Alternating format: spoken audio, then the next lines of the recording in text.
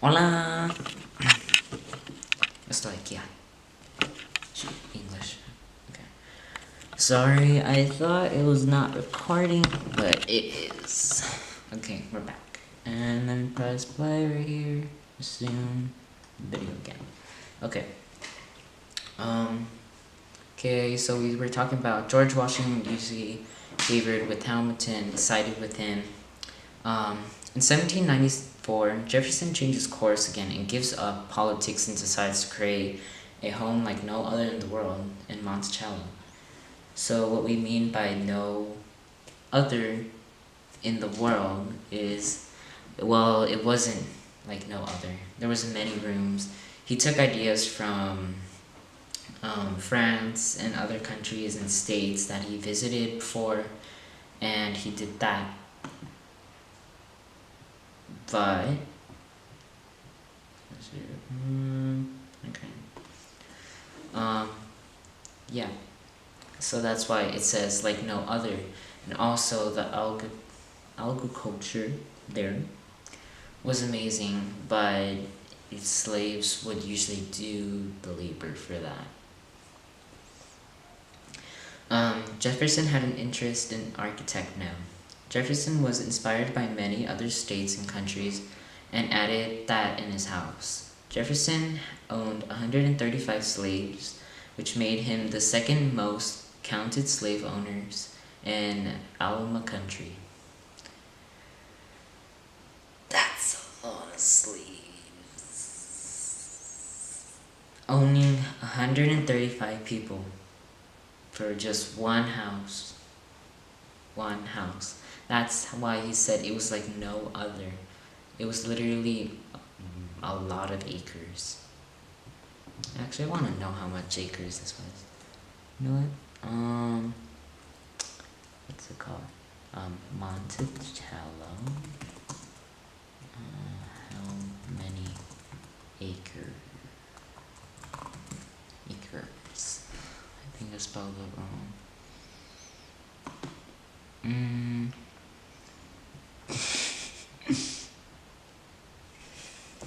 It says on Google, work began on the historians would subsequently refer to the first Monticello in 1768 on a plantation of 5,000 acres.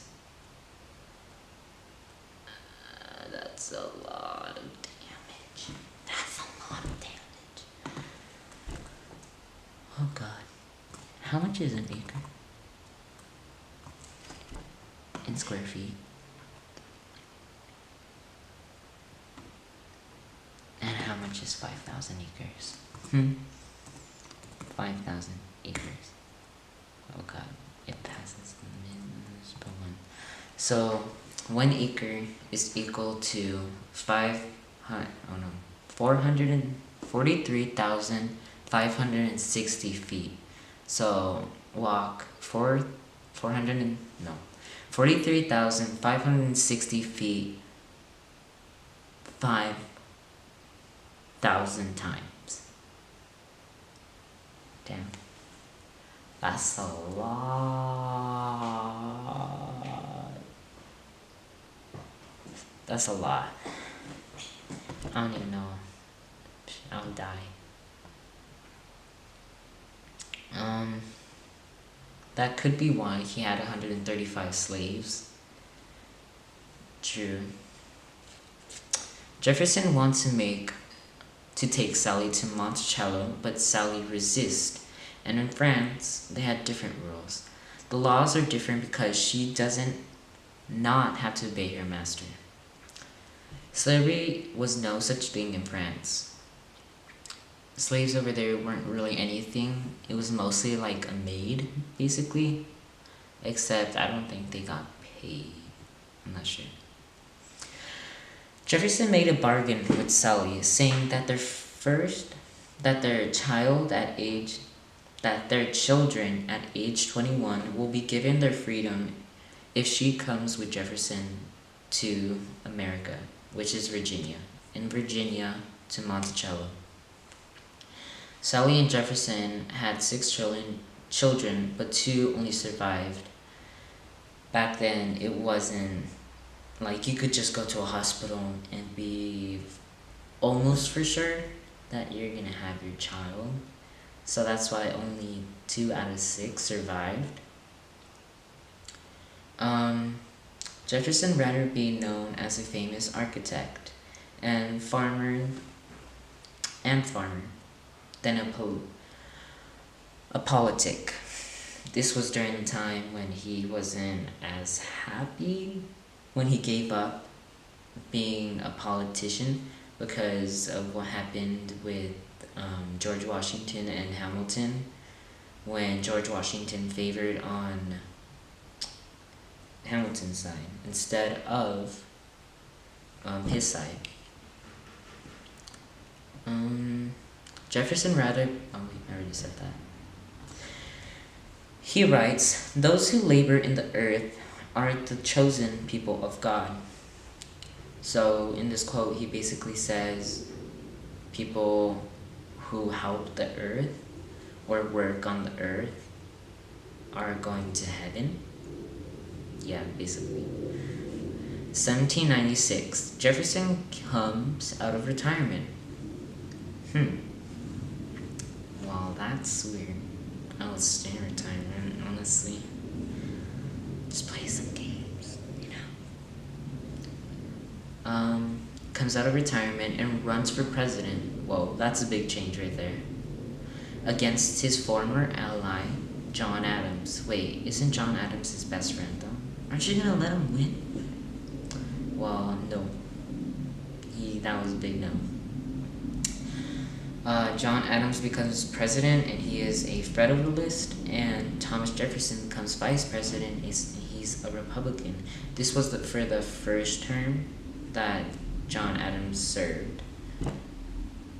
And then it says, the Alien Sedation Acts are passed by the Federalists and signed by President Adams, made it a crime to publicly criticize the president and members of Congress.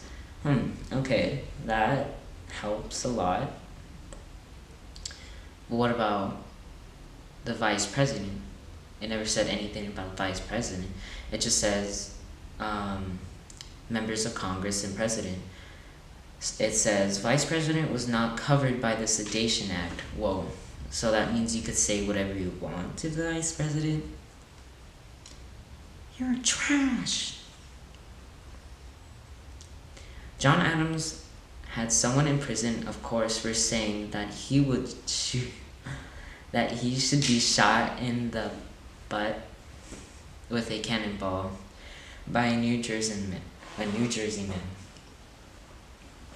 It says something else, but we're keeping this family-friendly content, guys. Family-friendly.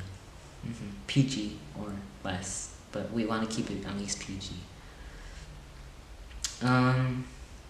Yeah. That's not nice. That's a no-no word. Shot in the butt. That would hurt. Okay, so basically that means you could say whatever you want to the vice president. That's not good. In 1880, if you wanted to run for president, you could not just say that you wanted to run. You would have to say nothing. And that's the tricky part, because you can't tell anyone, but what can you do then? Well, Jefferson used newspapers for his advantage. Ones that people did not have to subscribe to, that way it's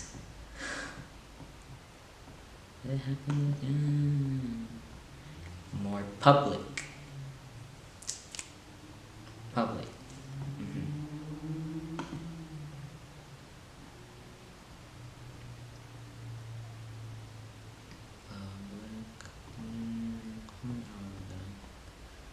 Okay. Public.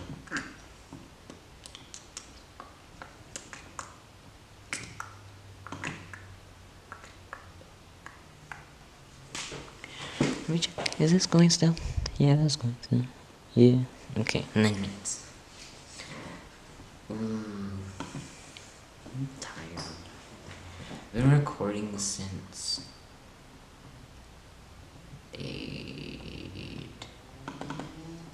YouTuber is not easy. Yeah, guys, I'm a YouTuber. Fancy. Just kidding, this is just my second video. Okay, this one's still going. Camera here, you guys can see it. Yeah, like I mess with it. Wait, that's camera. Okay.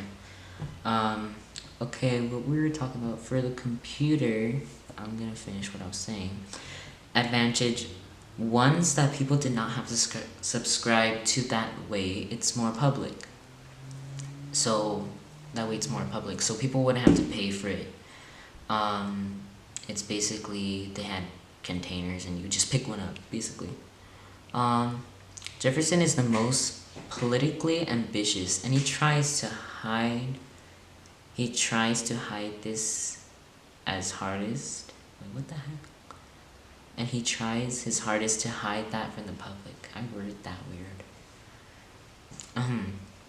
Jefferson pays and hires James Callender to talk trash about John Adams and the Federalists in his paper.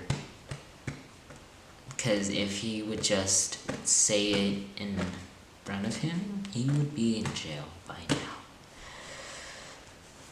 But he did go to jail. And I'm not sure if it was because he was talking trash about him, but that was later. I'll talk about that in a little bit. Yeah, Jefferson pays and hires James Callender to talk trash. Yeah, yada yada. James Callender publishes the Prospect Before Us, which is a 183 page book of